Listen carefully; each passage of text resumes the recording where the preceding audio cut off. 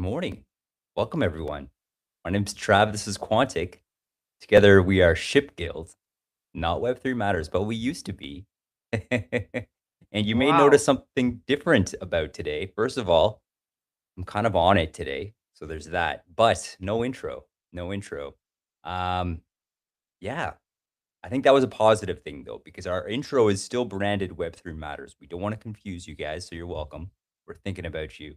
But then, yeah, we're doing some A/B testing as well. We're gonna see if this has any effect to our viewership today. See how that goes. And saying all that, Quantic, how you feeling today, my friend?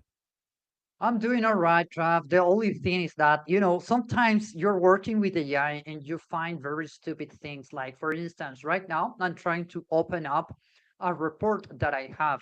So I have the path here, but the AI cannot open it for me. And I'm unable to see it, you know? And it's such a stupid thing. Like, I'm just trying to open up a file, right? How can Yeah, we, like, it's 2026 for God's sake. exactly. Come on, AI. What's the deal? What model are you using right now? For my Let's day-to-day use is Hermes with Codex as the main model, and then I use Cloud Code, but for specific purposes, which is mostly development. okay. Okay. I'm just gonna start off with the questions right off the bat here. For actually developing apps, do you find that it's better to use Claude Code, like a standalone LLM, or is it better to use like a Hermes agent? Or do you kind of use both? So, so the question is for software development. Yes. I would say at this stage, it doesn't really matter, which I think is important for people to know because, look, the worst thing that is happening right now in the world of AI is the fact that people are so confused, man. And it's so Mm, hard to find the right information because you have all these stupid people talking about the latest model, the latest harness, and nobody's getting shit done. You know what I yeah. mean? And it's like, dude, right now with the latest models, you can code everything. Like, just go and do it. And if you don't believe me, lock yourself a weekend and you will see it. Like, and you don't need to go into 100,000 tutorials. You don't even need to turn into ShipGal live stream. I mean, I would say it will still help you because we're gonna distinguish the signal from the noise. And we're gonna tell you that most of the things are noise, and we're gonna keep it very practical. But bottom line, you have to put in the work. And if you do that for software development, you would realize that already with Codex, with Opus 4.8 or whatever, it's good, man. You should be able to get professional software development with that already. That makes a ton of sense. And I think that's a perfect way to start this because we're already busting through the noise. So to anyone who is with us today, write that down. And that makes a ton of sense. That's actually something that I've been digging through a lot in my research as well. And I don't want to get too ahead of into the conversation quite yet, but when I was looking into the topic of our conversation today, which is how to optimize token spending for AI agents, one of the biggest cost savings that I could have done was to use a lower level model. For anyone who may not have been following or may not have heard, the last couple of weeks, I spent some time building my own portfolio website from scratch using a Hermes agent with Claude in the back end here. And one of the biggest cost savings was I decided to use Opus 4.8. Thank goodness I decided not to use Fable 5 because it was out in the second half of the time I was building. But from doing my research, I could have very well used like one of the later Sonnet models because that's all I really needed to build a website was that, and it would have saved me something like 200% in token costs. So I actually ended up paying $80 to build this entire website, and I did not need to. So, I mean, bottom line is I am super freaking happy with it. It's leaps and bounds ahead of anything that I could have possibly imagined to create otherwise. And it's going to help me a ton in my professional career. But there are better ways to go about it. And that's why we're here today, is to talk about just that here. So I think, Yes. to kind of summarize all that, agents are amazing. They can absolutely benefit you in your workflow, help you do the job of 3, 4, 5, 6 plus people yourself, which is amazing.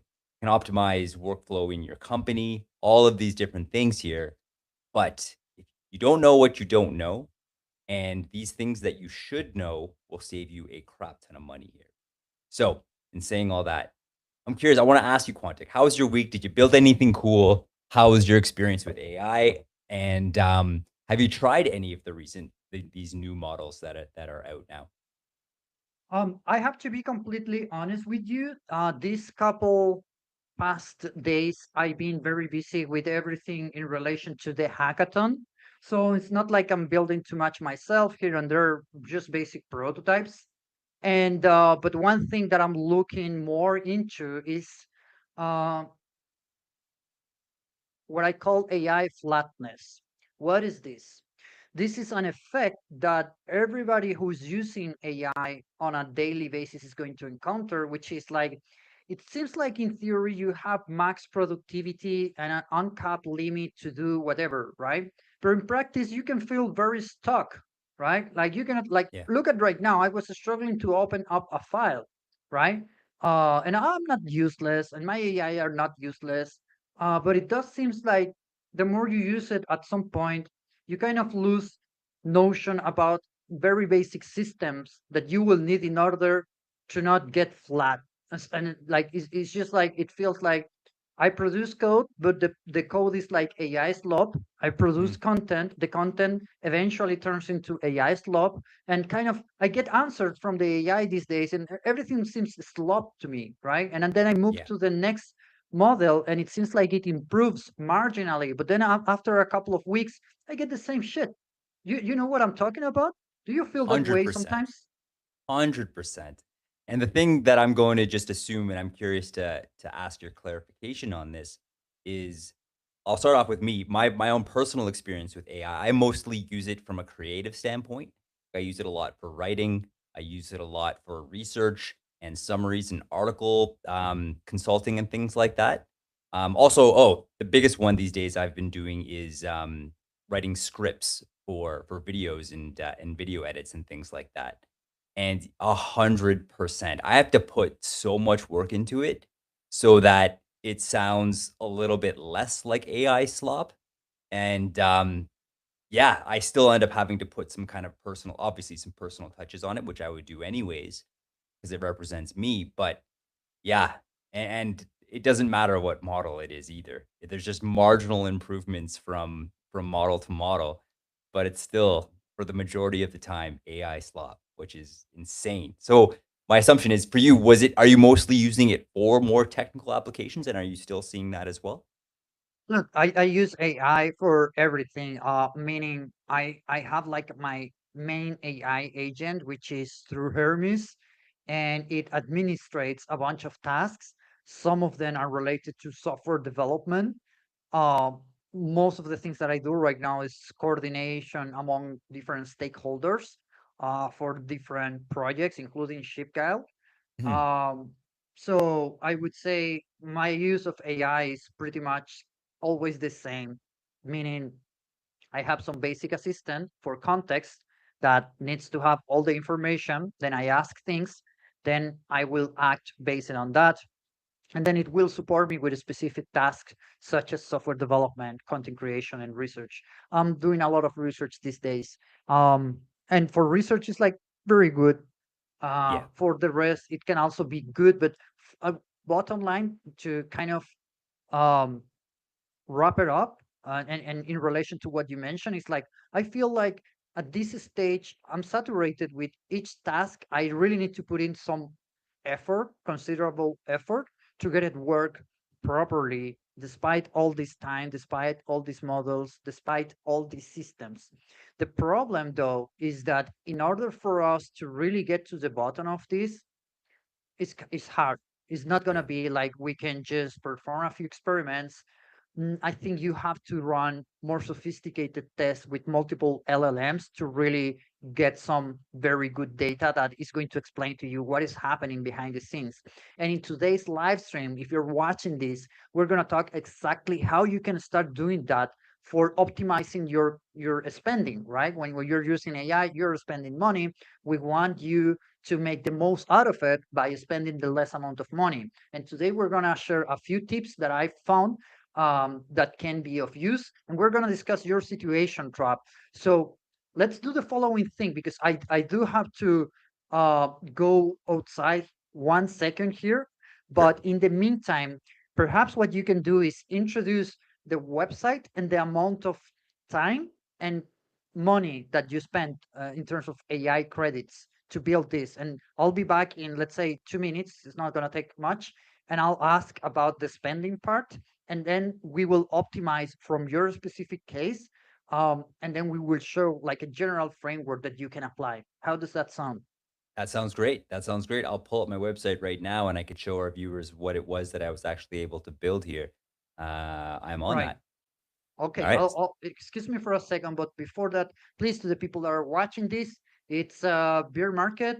Not that summer, not that many people are watching these days, and we're going to discuss something that it can bring a lot of value. Everybody's using AI. Everybody wants to save money. So please do us a solid favor and reshare this, repost, comment, and all of that.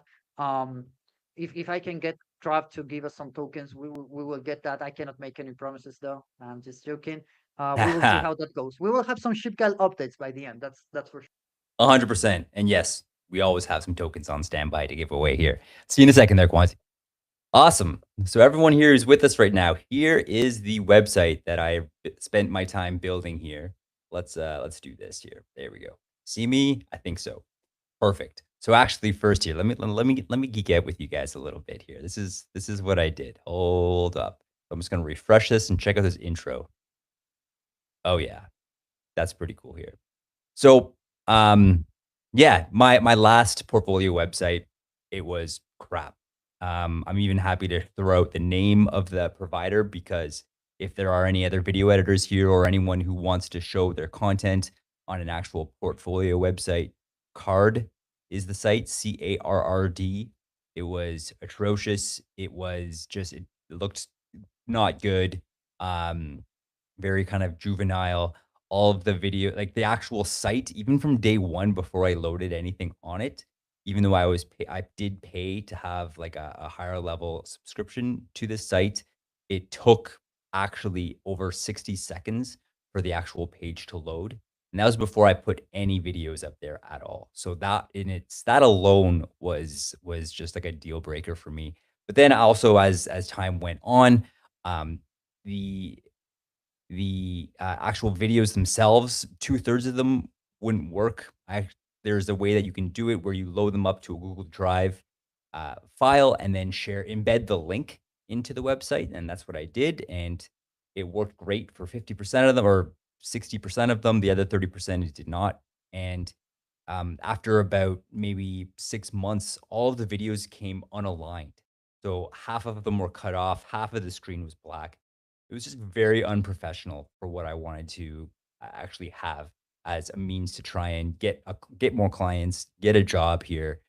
So this is what I ended up with, and I'm really really happy with it. So here it is. Here we've got all these buttons up at the top here. This will just bring us to different spots down on the page here. But if we go back to the top here, so yeah, moving down here, I've got like my main promo reel, and then I've got all my clips here. I'm a huge fan of how they kind of just NFT pop into the bubbles. screen. Yeah, check that out. I still rock this one actually. This one It was is sorry, go ahead. no, it was very good. Like I remember those times and the video that you make, and it was like for me, it was clear at that point that you were like transitioning from like kind of a hobby into like Yeah, a professional service. 100%, 100%. I remember that time very vividly. That was kind of like an aha moment. I could actually do this in a professional capacity here. And yeah, no, if any of you guys do want to see the video, I won't waste your time here now, but you can check out my website, travhubert.com. There it is. I feel pretty good about that. And check out any of these videos there here. But this is kind of the gist of it. Um, so yeah, there's like you can sort it into a whole bunch of different categories here. So got top clips, short form, promos, events, actual spaces. Do you remember these spaces that we had there, Quantic? This one Yes. here, it's safe one, and this one here is with what was it? Hold on. Oh yeah, the Wildcat Alliance. Man, Oh those are some yeah, good I times here. remember those times, the good Yeah, NFT times. Okay, so very Trav, much so. it's pretty clear from this that this is a professional website that you did with the help of your agent. It looks amazing, like from what you used to have before. Which, by the way, do you have it so that we can compare? Um, I think I do. Let's see here. like I do want people to see the difference because this is the kind of practical unlock that you can get by using these tools, and the reason why I'm constantly pinging people to actually take action, right? Don't show me your password, please. um Yeah. but uh should be okay. All right, yeah, I'm seeing it. Oh, nope. Okay, I'm gonna have to go to my other browser here. Anyways, I'll find it. But then, so yeah, why don't we carry on here? Yeah, Uh, let's carry on here because Trev, what I do want to know now is like, okay, I know now that you are non-technical and you started from scratch and you managed to create a professional looking website with amazing samples of work, right? To get a job, to get other gigs, whatever. Question: how much money did you spend on this? $80. 80 bucks. All right. So what I would say right away from that is two things. One, if you compare to making that as you would probably do in the past with other tools, even AI powered, it would probably have been more or less the same in the best case scenario, and in general much worse, right? And even in, Yeah. in the past you used to have to hire a front end developer to have these kind of things, and then each time you want to update the page it's like a complete mess. Now, oh, here we're seeing the past one, right? Yeah, this is the old one. I'm just pulling up the actually can you see? Actually, okay, hold on a second. I'm okay. Actually, this is um a good example to bring up here. This is here's the actual website. There it is. So we'll be sitting here probably for another 60 seconds while we wait for it to actually load. There we go. So this is the actual previous website here.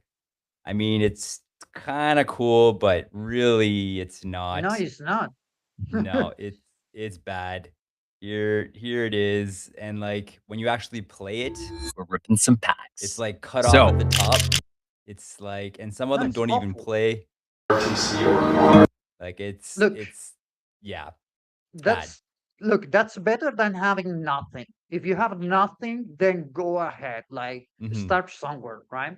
Now, going back to the cost basis, what I would say, for 80 bucks, the website that you got is a good deal if you compare with this like normal past experience of creating a website. Compared to these times and costs is crazy. You're wasting money.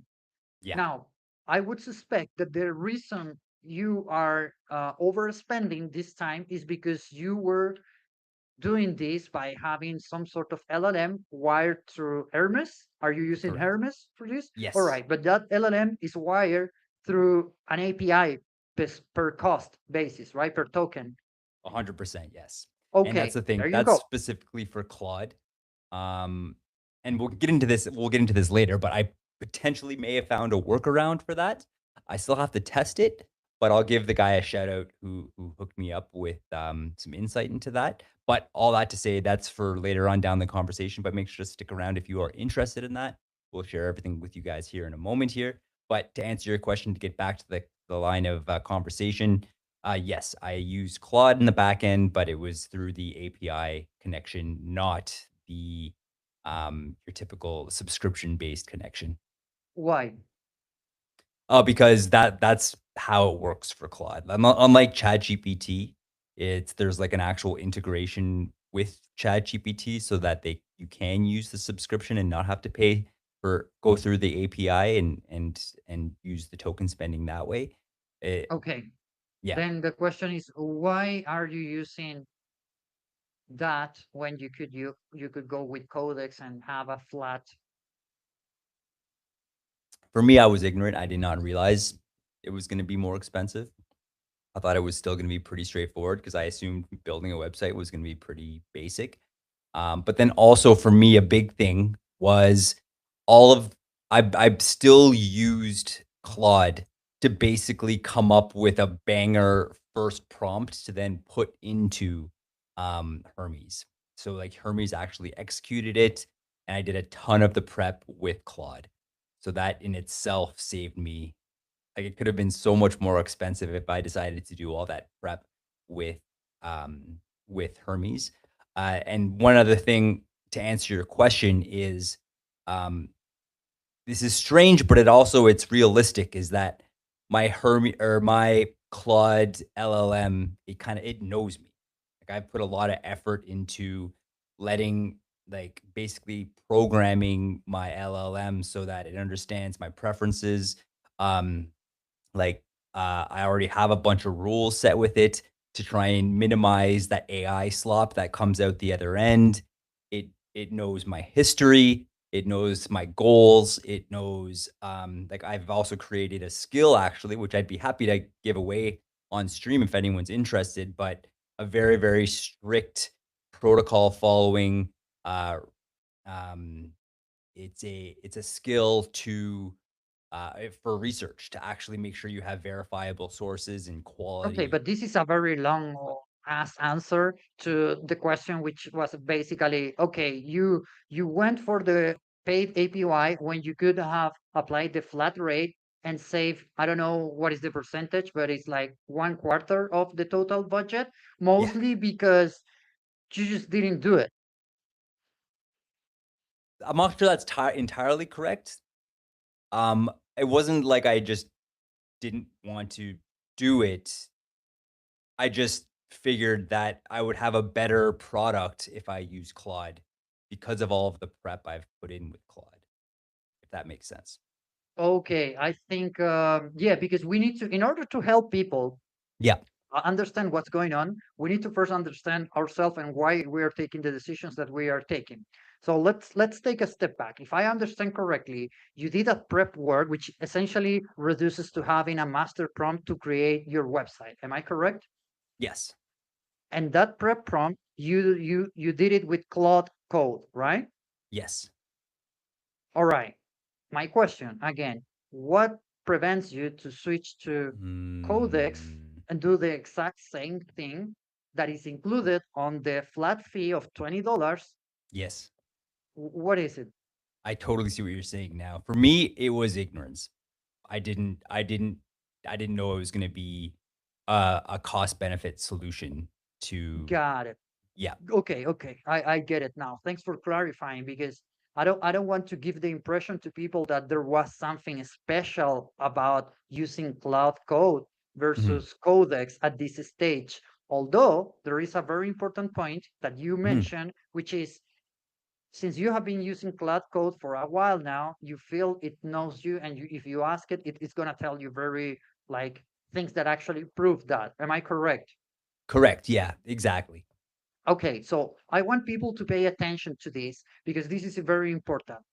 Number one, honestly, we discussed this already between Cloud Code, Codex, or perhaps even these latest models from Gemini or whatever. There is not much of a big difference for day-to-day tasks like creating a website. It's just that, period. That's number Boom. one. Number two, if you're paying API cost per token, that means you are spending a lot more of money. So unless you actually know what you're doing or why you are doing that, you must never go that direction. If you really want to get good results, spending the less amount of money. It just doesn't make any sense, right? Three, which is the important point that you pointed out, which is you know what, this other tool that I have actually knows me. All right, I get you because I've been there. What you're going to Mhm, do there is ask everything that it knows about you, and it's going to give you a very long answer. You can prompt it so it's mm. very detailed. And then you're going to just share that with the other model, right? And then you're at the same stage. Okay. That makes a ton of sense. All that makes a ton of sense, and that's I'm clipping that 100%, count on it. Um, and that's I think that that piece of alpha right there that you shared, the one about how there's no real substantial difference between each provider, each model. That in itself is huge. The other one is the fact that API costs are so much more expensive than just using your subscription model in itself. I had no idea. So those two things right there alone is massive. And then that those tips that you provided about just get your traditional AI model to make that summary of who you are, and then share that with the new model that you use is huge. So don't be afraid like me to go back and forth between Claude, ChatGPT, and all that. Is I think a huge takeaway for this. Is that what you're saying? Yeah, pretty much. And the reason, and listen, I don't want to blame you or anyone that Yeah, is yeah. trapped in this type of situation. The reason people, get into this very, um, how to put it nicely, very tricky situations is Mhm. because they are being bombarded 24/7 by bad content on marketing related to this new AI tool, this new workflow, this new Mhm. agentic harness. No, nobody knows what does that even mean, man? Like, come Yeah. on, please stop it. Stop it and keep things practical. If you go the practical way, I can assure you things are going to work much better for you and it's going to be much simpler for you. And we are at ShipGal, our entire goal was first to learn about all of this AI stuff. Second, make it digestible so people can understand. And third, now we're seeing it, we need to keep it practical because Yes. it's just too much. Things are getting out of hand, and it's very easy to get pulled into all these different trends, all this hype about the latest models and things like that. And I'm really happy we're having this conversation because I know for me personally, this is going to help immensely. So maybe add some more context here. I think this might be helpful. It's going to be helpful for me, and I'm sure it's going to be helpful for anyone else in my situation, which is probably going to be a lot of you guys. Is first of all, what's the point then of the API token cost? Like who's going to use that? Like, why Great does it even exist? Great question. So, enterprise, professional developers, professional engineers, and other professions in which the person is really heavy on token spending and really needs a lot of flexibility, whatever, and they will need that probably. Understood. Understood. And I imagine that's just so you could integrate it with other handles, with other different And there are no applications. limits. If you go to Claude or ChatGPT, you have like different tiers, right? You have the Mm, $20 tier, which is the one I recommend everyone to get started. yeah. Then you have the $200 max, which should be more than enough, even for professionals. And Yeah. then you have enterprise plans, you have the API thing, you have a bunch of other things, but these are very specific for people that are way beyond the level normal people are in regards Hmm. to tasks that they want to complete, in regards to token needs. The problem is that there is an incentive by each one of these companies to make you spend as much money as possible, as many AI tokens as possible, with as many tasks as possible, right? That's their incentive. And that's the incentive of us is like, no, completely the opposite, right? Makes tons of sense. Let me actually pull something up here I'd like to share. Just trying to find it here. One quick second. Basically, I wrote an article that kind of dives into this topic of conversation. And there's one interesting chart that I want to share here. So this is the article I wrote, basically talking about my experience with building this website and the research I did afterwards to figure out why it was so expensive. And just to kind of summarize what we're talking about here, the different models. I'm just going to quickly. 'Cause I focused this research on Claude alone here, and Claude has a bunch of different actual models inside of it. Of course, we have Fable 5, which everyone is talking about. We have Opus 4.8, Sonnet 5, and then Haiku 4.5 here as well. And of course, there's like subsets for most of these here as well. But if we're just looking at price right off the get go here, So I'm not sure if everyone knows what input output tokens are or input output for the actual charges, but input for Opus 4.8 is $5 per million tokens and output is $25. Fable is twice that, but Sonnet is like almost less than half of Opus 4.8 here. And like if you're looking at what it can actually do, so Sonnet is default for most real work, most coding, most writing, most front end analysis. But then you go to the other end of the extreme, Fable 5. This is the most demanding workloads with extra safety classifiers. This I can see like there's a very important distinction here. Like there's a lot more consequence with messing up these projects that you're going to use. You're probably going to be in charge of people's money, finances, security, confidentiality. I don't have to deal with any of that making my website here. So I could have definitely made do with Sonnet 5 here. So any kind of final thoughts on that part before moving on there, Quantic? Yeah, I actually want to propose the following experiment to you, the following challenge, and that you show us the results on the next live stream. It's not big deal. It's basically forget about like first do the this thing of asking Cloud Code with details to generate a document with absolutely everything it knows about you, Mhm. and then save that. Okay, once you do that, cancel your API subscription. Go to Codex with ChatGPT and get that, but get the basic package of $20, right? And Yeah. then ask it to audit your website, your current website, and to build a new one that is improved.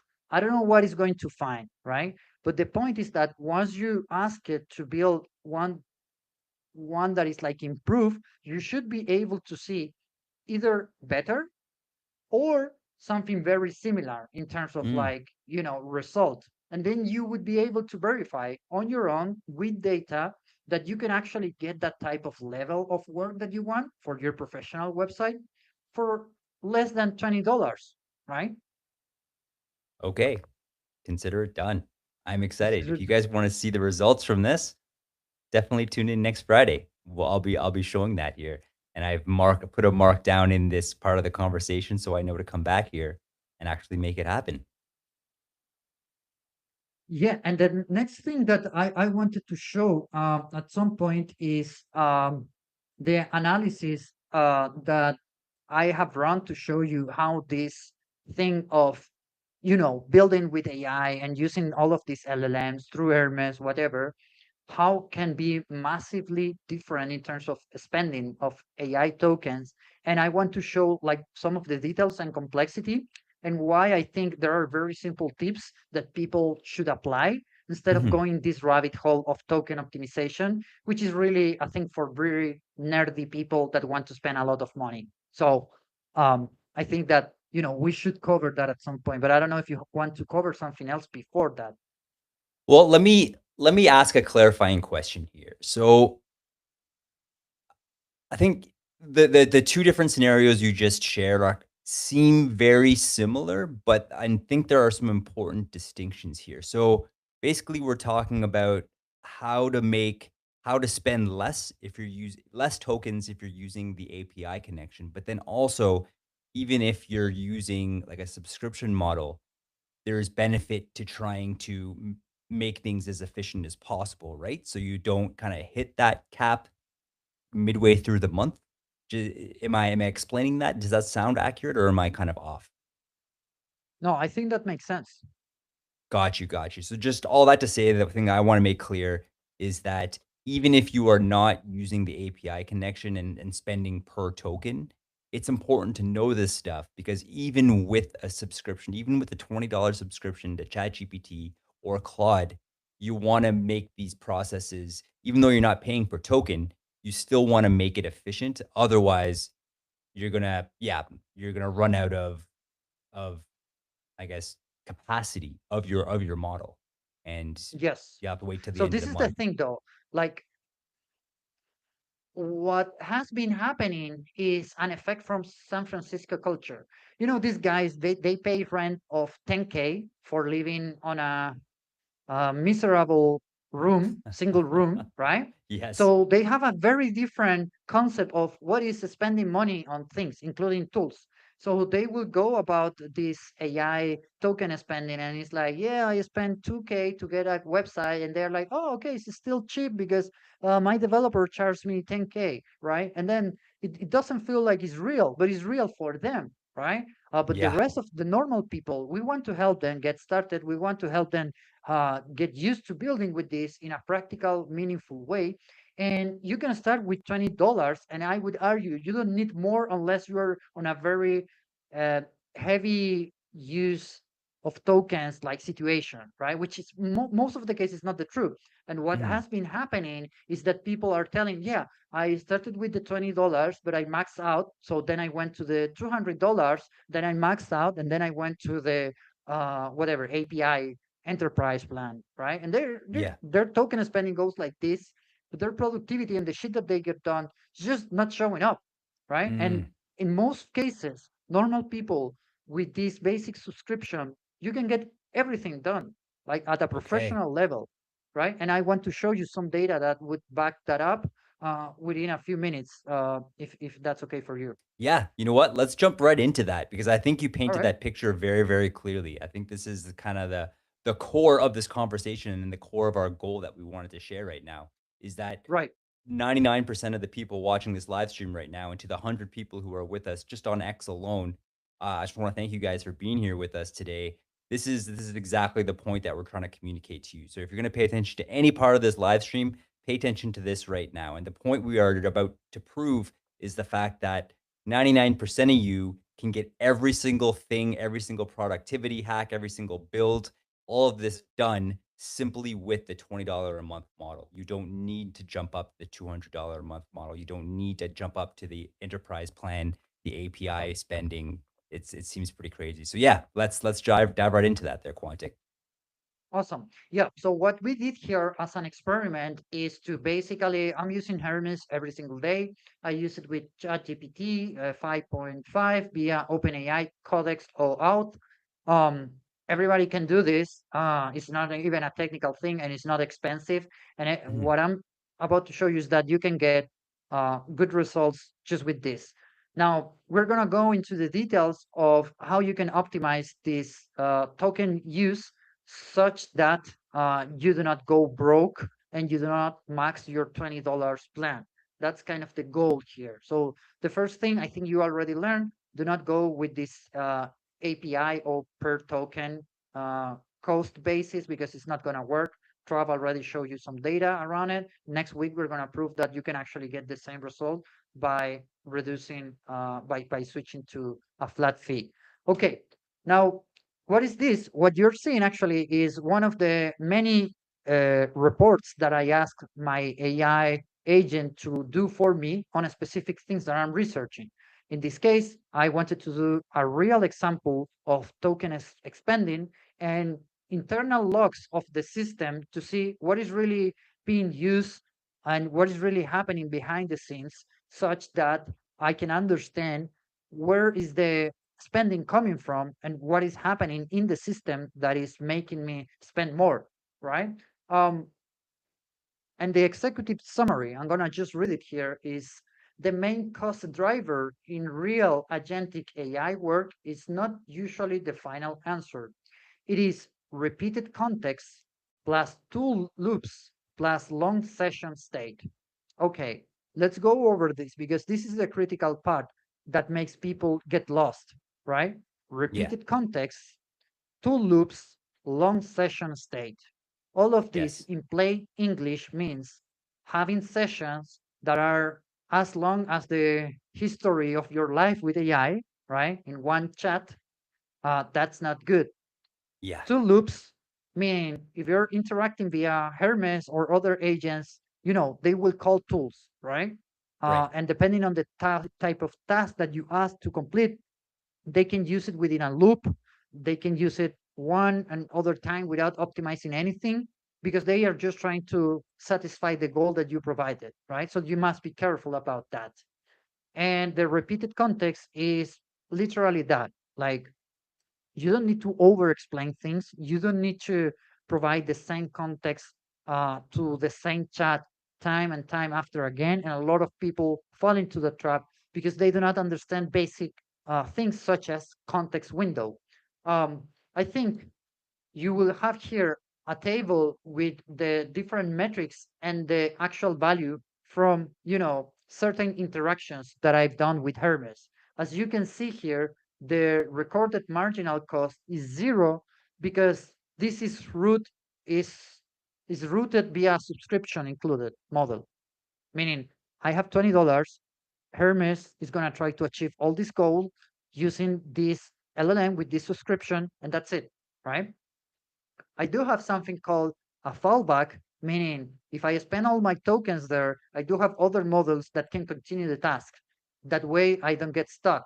But that's a little bit more sophisticated, and I would encourage people to go into that direction unless they are really into token maxing, right? Mhm. Which again, I don't think that's the path for normal people like you and I, really. Mo Understood. it can be for a forward deployer engineer or whatever, or an entrepreneur that is building everything with AI. That could be the case, but for us, just doesn't matter, man. That makes Do you sense. have any So questions up to here? yeah, let's pause on this for a second and let's really make sure that this makes sense to everyone who's watching us right now. So when I was doing my research, I came across this term. It was the prompt caching, and I see there's cache red tokens there. But essentially, what it was is that it. and I'll try and explain this as simply as I can. Wow, I'm not off to a good start here. But essentially, it holds in the cache your system's prompt, your the markdown, the kind of all of that context that you provided, and it holds it for X amount of time.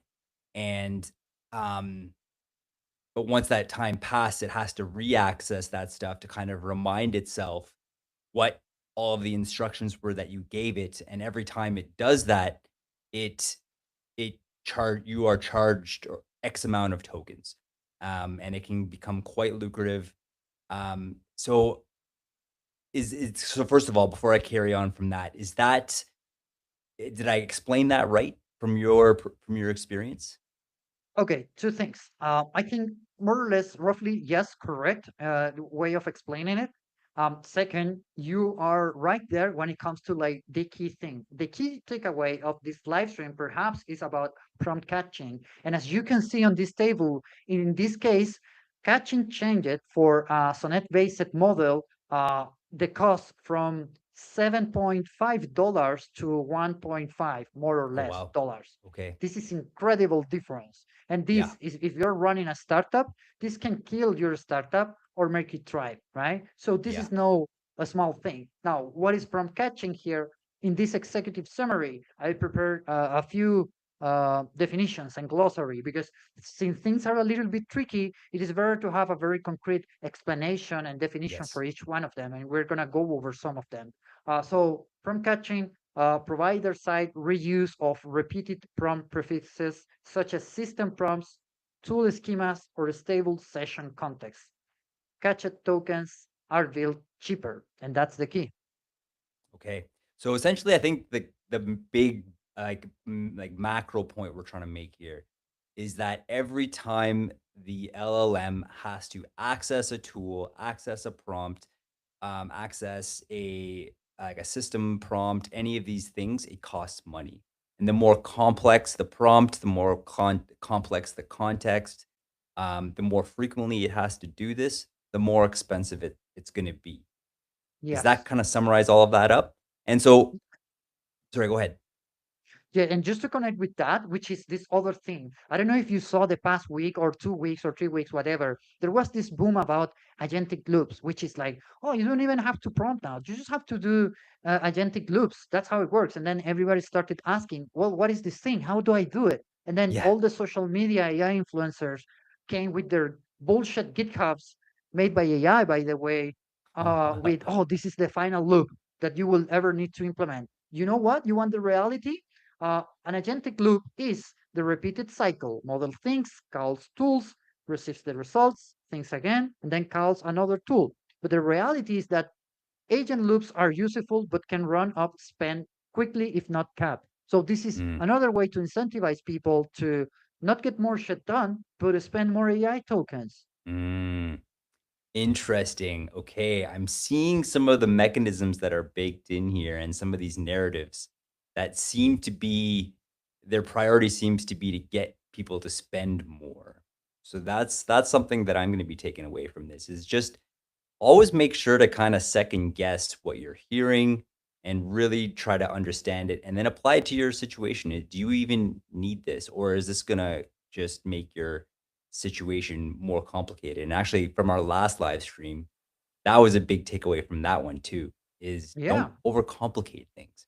Things can be a lot easier than we all want to make them. So that's huge. So no, I haven't heard about these agent loops. Can you kind of describe that for me exactly kind of what it is and It's quite literally what is on the screen, which is this cycle of mm, thinking, calling tools, receiving a result, thinking again, calling another tool. That's the loop. understood. And people implement systems that create loops until the app is completely finished as a product, right? Because I don't know if you have had this experience, but if you're byte coding, you will ask the AI to create an app, then you will have to go back and forth until you kind of get what you want, right? Right. Uh, unless people are saying, okay, let's do it differently. Let's just give it the goal and let's program a loop that is just gonna do this back and forth for us without us having to intervene. So it can be days running, right? Wow. Well, let me tell you what happens if you let one of these AI agents run for days. Your token spending is gonna go like crazy, and Oh then man. people somehow they're still tricky into like, yeah, this is the way. And I'm like, Yeah. you know what? Maybe this is the way for the San Francisco software engineer with 10 years of experience and a billion in the tokens to spend every single day. That's not the Mhm. reality of normal human beings. No, not even a little bit. Okay, perfect. That actually sounds quite terrifying because if you don't know 100% what you're doing, I feel like you can get these agents caught in infinite loops and it'll just keep going and going and going. And I don't know anywhere near enough to identify that and know that, things aren't going anywhere. We're just Oh yeah, trapped. and this is the other thing, which is like at this stage, and this is another very basic fact that most people do not know. When you're using Claude Code or ChatGPT or whatever, they in the backend also spin up like sub agents and systems, and all this stuff that people are Mm. overcomplicated on social media is running on the back of these other systems. So it's like, dude, seriously, um, it's crazy. And a lot of and let me tell you another thing, which is like why this problem is so hard to tackle, because you know it is more subtle because people are trying to optimize their token spending, but in Mhm. doing so, they are reintroducing extra token spending on some of these areas. Because as you can Mm. see, there are multiple things here. You have the context window, you have the session state, the conversation history, the tool involved. So it's very hard to actually optimize these things. So you have people that are going to be good at, I don't know, optimizing things for agentic loops. Okay, but then your context window is just a disaster, right? And then you're Mm. kind of back at the same, and you spend it a lot of time listening on social media to an AI expert that told you to optimize this. You apply it, you spend again, you didn't got anything new, and you spend it perhaps 10% less. Well, it didn't make any sense because you were over optimizing one thing and making another thing worse. That makes so much sense. Okay, this is really starting to come together now. So, just to kind of reset the room here, we have about 8 minutes left. And right now, we're just identifying the problem and coming to the realization that AI influencers have drastically overcomplicated the situation when it comes to AI. For most AI users on a day to day, 99% of you guys watching right now, you don't need to even worry about agentic loops. So I propose Quantic, and let me know what you think. Unless there's some other things you want to dive into before going to this part of the conversation. But let's actually leave our audience with some practical things that they can do to optimize these things. And actually, before we do that, I do want to ask you one more clarifying question here, and that's the idea of these tools. So, can you maybe explain that a little bit more to me? Like, what are these tools that your AI agent will call on? Um, Yeah. how does that work? So for instance, let's say that you're trying to do a research report that, like the one I did, right? Yes. My AI agent needs to give me all the citations, because if it doesn't give me that, I just do not accept it as something that I can double check. So it is Love it. configured on their system that when I ask my agent to do research, it has to provide the citations of where Mhm. are things coming from, right? And then I can double check that. Now, when that happens in the backend, there is a tool behind that is doing uh, the search, right? So Mhm. search engine for web browsers or whatever, that's one type of tool. That makes a ton of sense. Okay. So if, So for example, depending, just to complement this, depending on the task that you're completing, your agent on the backend is calling different tools. yeah. Okay. Do you mind if I just pull up my Hermes agent here for a second? Yeah, go ahead. I'm gonna stop. Look, let's do this because we don't have much time. Pull Yeah. your AI agent, share what you have to share, and then what we're gonna do to finalize today's live stream is Yeah. go over each one of these concepts here and each one of the relevance for each in terms of token spending, so that people understand, okay, where's the game coming from? Perfect. Perfect. Let's do that here. Okay. Perfect. So here's my Hermes agent. So this is something that's interesting here because if we go under skills and tools, all of these are automatically come with like the Hermes agent and they're all checked on. So like does it my hope is that it only uses which one it needs here. But is there anything I should be doing to like optimizing this? Like should I be unticking any of these things or how do I even know what they are or what the heck is going on? So what you should do, and this is critical, is that this is a case by case thing, meaning my Right. answer might not serve you. So Right. what you have to do is ask your agent which tools are actually necessary and why, Mhm. and how this is actually incrementing the use of tokens, and how you can solve that, right? So in some cases, it's gonna be like, it is all good, I know everything, I will just call tools when necessary, right? In Mhm. other cases, you might want it really to go hard on the tooling usage and say, you know what, we're gonna avert this spend, and we're just going to use all the tools for each task when needed, right? Mhm. And there is a bunch of solutions in between, which is like perhaps your Hermes agent, you have to create a skill to only use certain tools when you specify a specific task, like research, for instance. Right. Okay, no, that makes sense. And I'm seeing here there's like different categories here at the top. So these would be the research ones, email ones. Like I don't really have it access my email, so I could probably take that one off. General ones, one called dog food. That's interesting. An exploratory QA of web apps, find bugs, evidence. So I wouldn't need that. Smart home. Exactly. That's interesting. Okay. So I think it's just a matter then of like actually going through it and like I got a little intimidated or overwhelmed at first looking at all these things. I wasn't sure I'd actually be able to figure any of these things out. But for example, with Claude, I don't have any capacity to actually generate images or video or audio. So I wouldn't need any of these things because Right. it's not like, okay, And so yeah, and nobody's telling you that behind the scenes when you ask something, it tries to generate an image or whatever. Like, you yeah, need, this is the kind of thing that you need to be careful about, right? right. But again, this is not something that I can tell you what is like your best case. You have to do that, and you have to go on this like back and forth with your own AI agent to figure it out. Yeah, which of course in itself will cost money. So yeah, Yeah, yeah.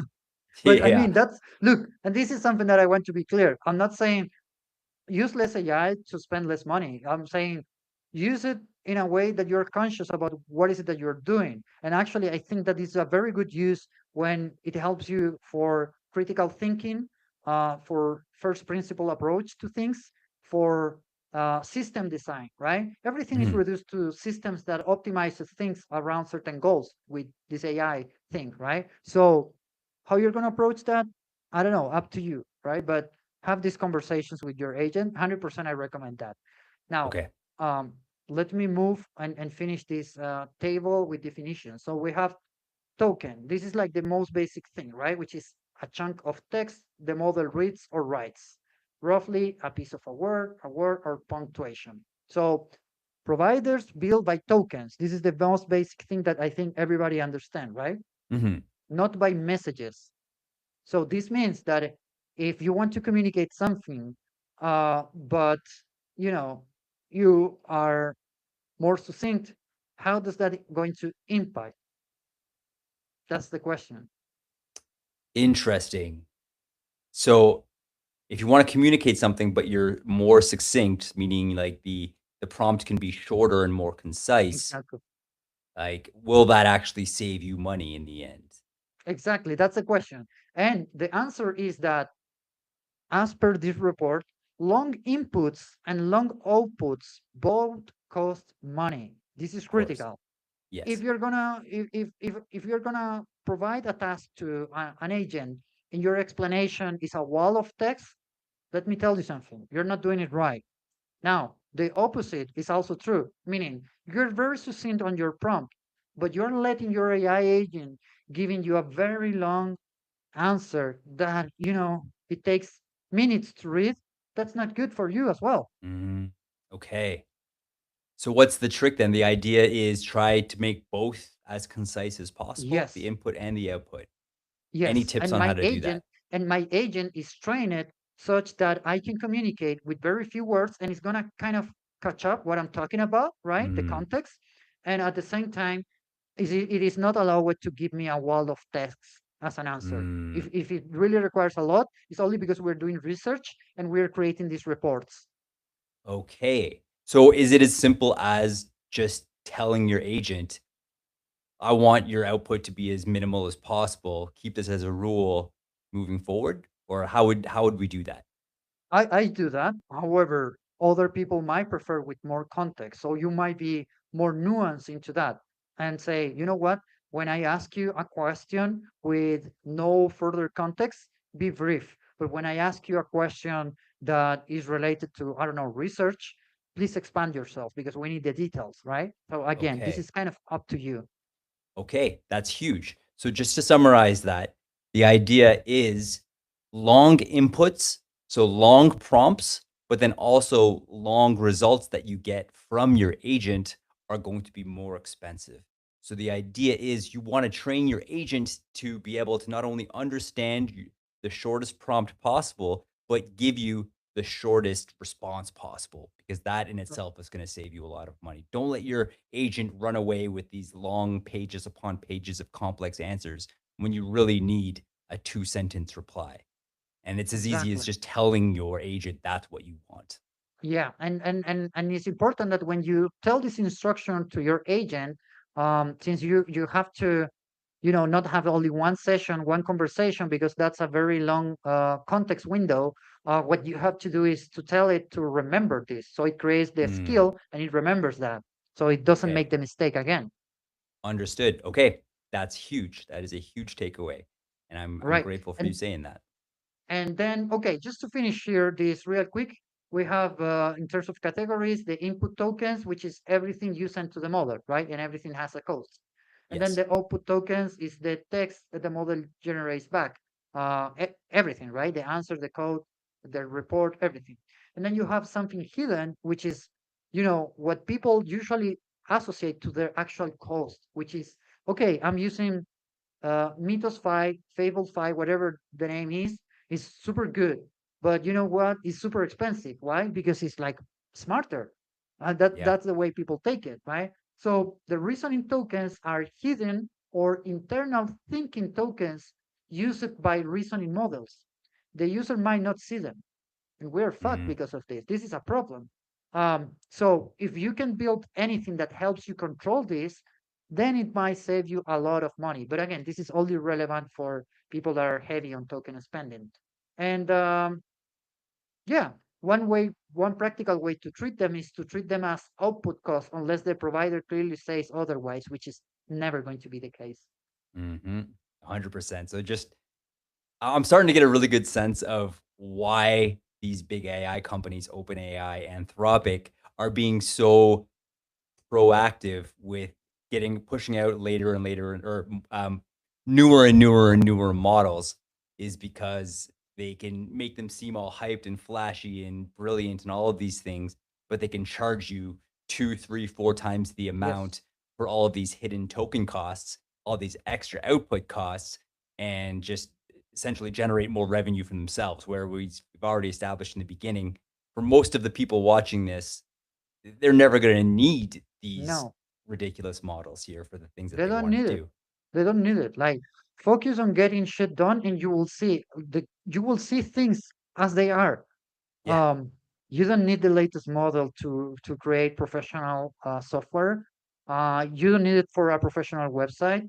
You just don't need it. There is already good intelligence for cheap, right? I So love it. for as long as we keep hearing all of these guys that are pushing the frontier, which is fine, we need it as well. But if you get trapped into that narrative, you're the one who's gonna lose a lot of money Mm, boom. Exact. Seems it's everything's seeming very extractive now, and in a sense, it really is.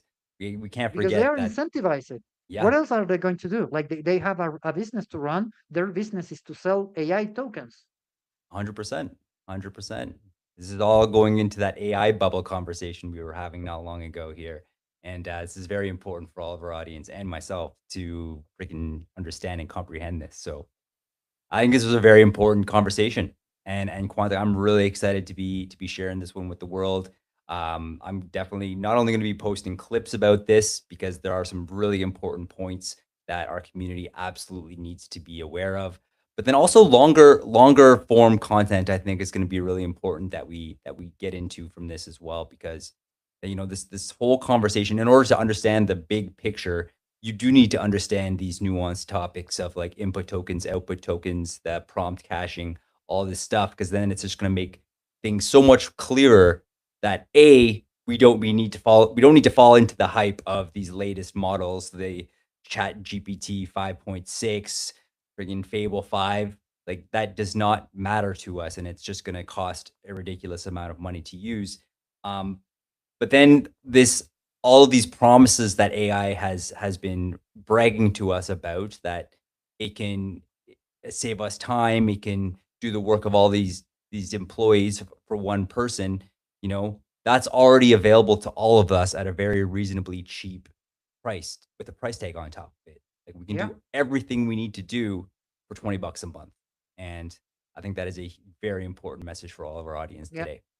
And if I'm wrong, feel free to prove me wrong. Like I know it because I deal with this stuff every single day, and I've tried a lot of things, right? And I'm 100%. lucky enough I have access to multiple sources of tokens as well. So, but if I'm wrong, please feel free to share on social media, and we will have a nice discussion. We really want to ensure that our community here is with informed with the good stuff. 100%. Yeah, we want it to be as accurate as possible here for sure. So yeah, guys, definitely make sure to go back and rewatch this. Follow us on all of the socials here, X, YouTube, TikTok here. We're going to be publishing a lot of material from this one today because of all of our AI related conversations that we have. Personally, Quantic, I feel like this is one of our most important ones here. So definitely stay tuned. If you guys do have any questions or any counter arguments, please let us know. I have the live chat up the entire time as we're watching this, and any sort of questions, comments that you guys might have, we would love to address those here. Also, if you guys want access to the article that I wrote of that summarizes a lot of this stuff, not all of it, but a lot of it, definitely check out us out on X. Well, I believe we shared this one from our Ship Guild account as well. And then definitely check out our newsletter. We're going to be putting a full breakdown, but a very thorough but a concise summary of this conversation here today for you guys to check out. And of course, you can see that in our Ship Guild X bio.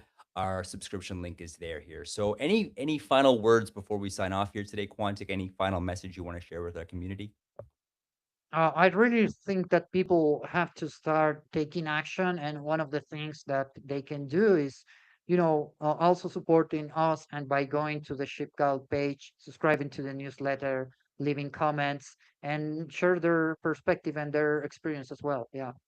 100%. Yeah. And actually, about our Ship Guild website, if you guys do want to find that, it's theshipguild.com. Shout out to you, Quantic, for landing that domain. It's perfect. We're going to be publishing some more documents there over the next couple of days here. what I think we should maybe, what do you think about publishing your report that you shared with us today? Is that something that you'd like? Yeah, this is, this is the funny thing. Now, we're gonna finish with this, which is a funny story of how you can use a lot of AI and not get shit done. Now, what do I mean by this? The entire app, the ShipGal app, has been created by an AI agent with minimal input from my end. And the only thing that I've created is like agentic loops, by the way, for this type of thing, so that it finished the thing without asking me stuff. I don't wanna get involved.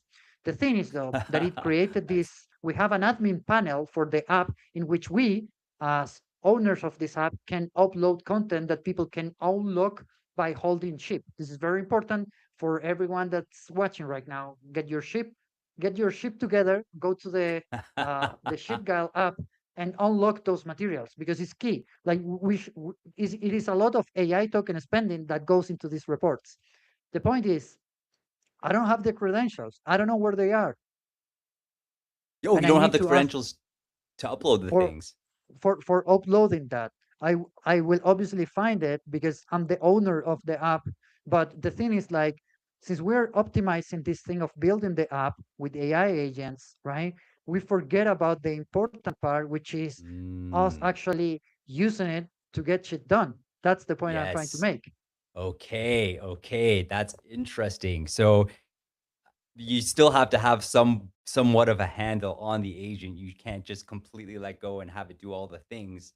Because otherwise things like this happen. You know, there you baked in a feature of the shipguild.com website where we can upload basically valuable documents for ship holders, but along the process you didn't get the actual credentials for us to log in and be I able to mean, do that.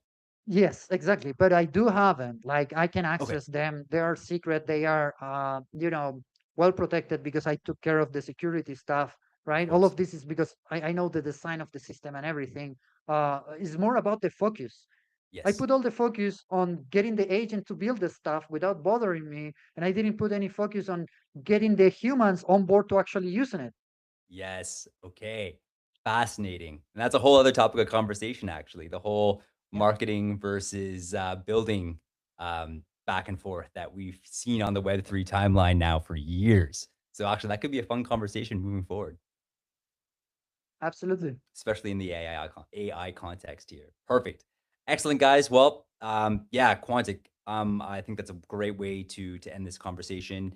Definitely check out shipguild.com. There have been some huge new updates here, and that I haven't fully explored yet. But at the very least, you'll have access to the report that we shared today, that Quantic shared today, about how to optimize your token spending. It's extremely thorough. It's awesome. I am also, as soon as I can, as soon as we get those credentials figured out, I'm going to be sharing a document that talks about how I use, or basically step by step, very plain English technique to optimize your replies on X that got from having my agent digging into the X algorithm and basically creating this exact template that I use to boost my impressions from maybe 6,000 a day to now. I broke my all-time high the other day. I got 300,000 impressions in one day, Quantic, by following this very specific template on how to reply effectively, get the best bang for your buck, and start growing your X account here. That's also going to be Amazing. available on the chipguildweb.com website here. So appreciate you Nice. guys. It's been an awesome conversation. Quantic, thank you so much for your time. We'll see you guys next week and on the timeline. Take care.